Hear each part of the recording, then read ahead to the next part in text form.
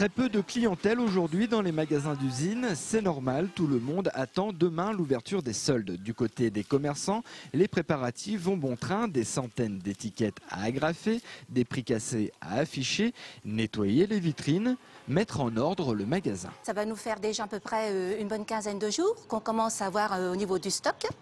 Regarder la meilleure facilité pour les clients. C'est un long travail de préparation, mais bon, avec les années qui passent, l'expérience fait que ça se passe pas trop mal et on est dans le bon timing.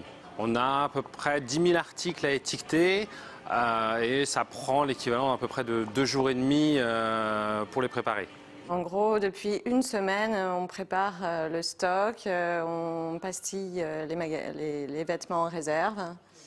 Et voilà, donc là on fignole. Certains ont carrément délimité les zones d'articles soldés, des zones qui seront noires de monde, remplies d'accros au shopping pendant 5 semaines de soldes.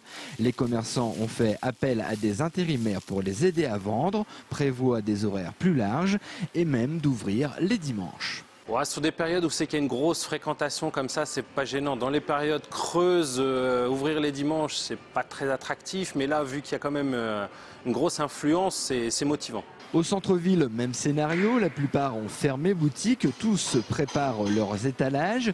Mettre en place les soldes, c'est un travail à plein temps. Depuis ce matin, je prépare mes soldes à la boutique.